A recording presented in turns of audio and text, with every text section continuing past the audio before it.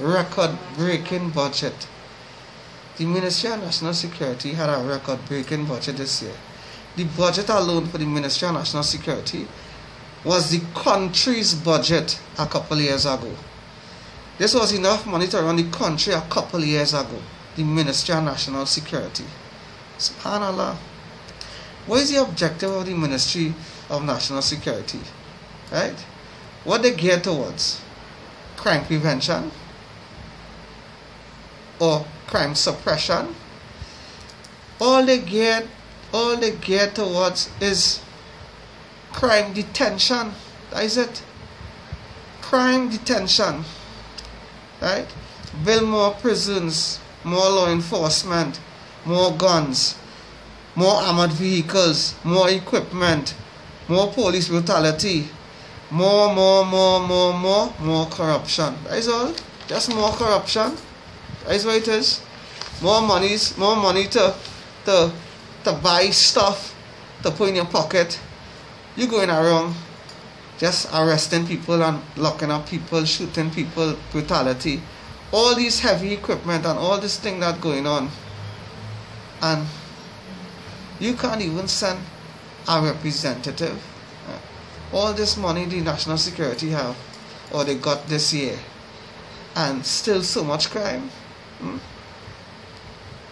We have in this country, right, double the amount of law enforcement that have for the past 10 years. Double the kind of investments national security does make. And still we have double the crime. Something wrong. Corruption.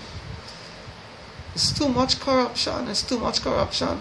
What is the purpose of the government in our country? The main and number one purpose of the government in our country is to raise the standard of living for the people. At least for the small man. Until he can reach some type of, comfortable standard.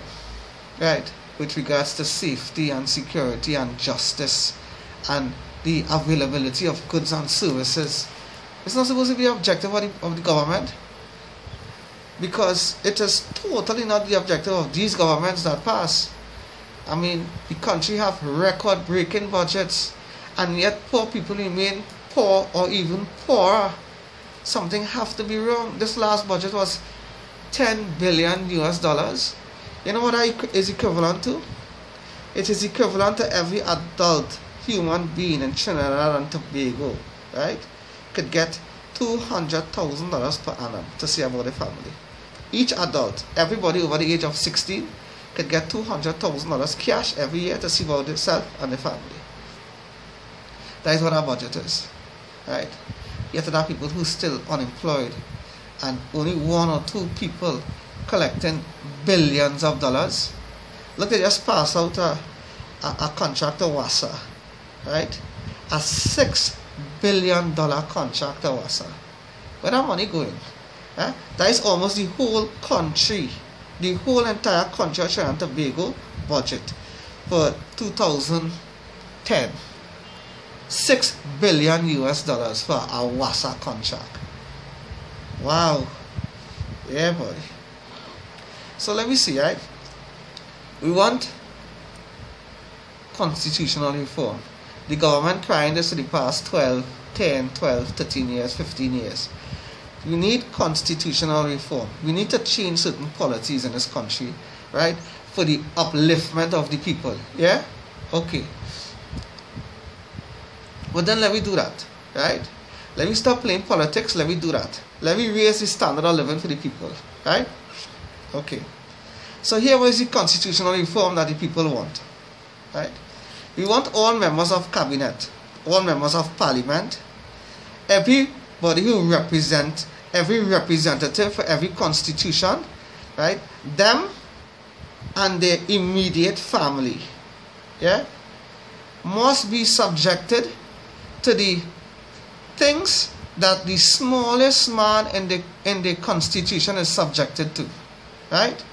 It means that every politician and the immediate family, right, must use public health, no private, public health, yeah? They must use public transportation, get up 3 o'clock in the morning every morning to reach to work for 9 o'clock, right? And wait for these public transportation for hours and reach home. When they finish work 3 o'clock, you reach home 9 o'clock in the night. Go through what the public has to go through every single day in this country. Yeah? Also, live in public housing and see how comfortable that is. Send you and your children must attend public schools and benefit from the public education system. Right? And last but not least, take minimum wages. Do that. This is constitutional reform. You want constitutional reform? You know, two things going to happen here. Two things, only two things going to happen here. Either we have no representation at all and nobody wants to be politicians anymore, or the standard of living in this country going to raise so high in 6 months that we're going to become we're going to have the highest standard of living in the world. Yeah? And we're going to be number one. Do that. And we will see the difference.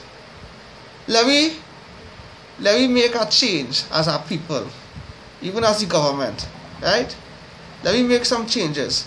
These outlawed communities, these ghetto communities, these poor people, the things that these people are subjected to for the past 100 years or so. Look at these people. Next door to every beautiful society or every nice high level society, Westmoreland and Valsine and Lange Park. Next door to these communities is the poorest communities. Next door to these cities is the ghettos. Right? Why?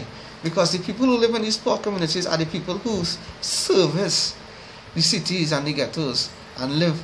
They are the backbone, the people who generate the whole economy of these countries. Right? So, let me make some changes and stop calling ghetto people criminals and poor people criminals and subject them to this kind of the harsh brutality of life which they're going through today after having no water and no current and no electricity and poverty and unemployment and dilapidated road conditions and horrible transportation systems, right? You're still coming in these communities now and kicking down the doors and killing the children, and they're not even able, these poor people are not even able to protest because you're banning protests, right? So how are these people supposed to vent and live under all this oppression, right? What's supposed to really happen? What is supposed to do? Here what you seen. You would like the politicians to answer that question, right? What these poor people supposed to do, right? All they calling them Muslim and Rasta and Muslim and Rasta, and one man gone in enterprise and caused all this problem and this whole Mr. Abraham, right?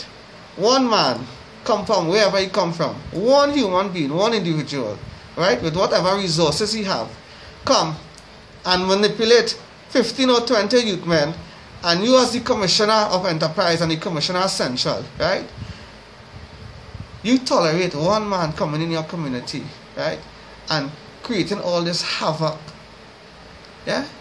One man. It's not one man. It's years of atrocities and oppression these people going through in enterprise and on the Beatam and in Sealots, right, and all these dilapidated communities where the conditions so horrible, you wouldn't even, all your dogs, all your animals, all your pets living in better conditions than these people. Huh? Look at the prisons and the conditions that these prisoners living in. 9 years in these conditions, 10 years, and they win your case.